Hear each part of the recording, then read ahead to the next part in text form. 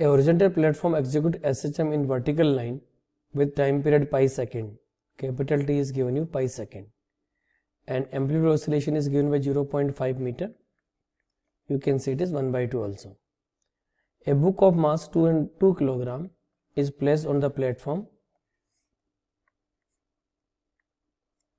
and oscillate with it. Find the greatest and least value of the force exerted by the book on the platform. Okay.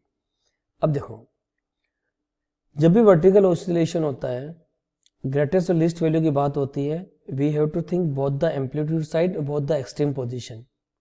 This is the mean position.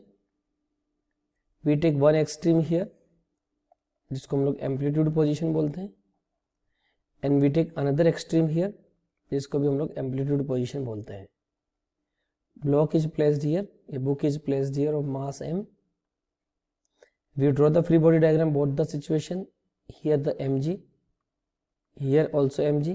Let here normal direction is n1, here normal direction is n2. When is the extreme tendency, acceleration will act towards the mean position. Here also acceleration will act towards the mean position. And acceleration is the maximum value. If I say the amplitude oscillation is a, then we all know acceleration is given by omega square a. Here also acceleration is omega square a. Omega value we will calculate here. We know time period is given by 2 pi by omega. So omega is given by 2 pi by time period. Time period itself is pi. So answer will be 2. Now for the upper extreme, we think net downward force is required, that is given by mg minus n1 is given by mass into acceleration. Acceleration is omega square a. So n1 can be written as the mg minus m omega square a. The value of the m is given you 2 kilogram. Gravity we are taking 10 minus m again 2 kilogram. Omega square, it is 2 square, that is 4, and amplitude oscillation is 0.5 or 1/2, so it is 4. So 20 minus 4, this is 16 Newton. Okay. Now come to the n2.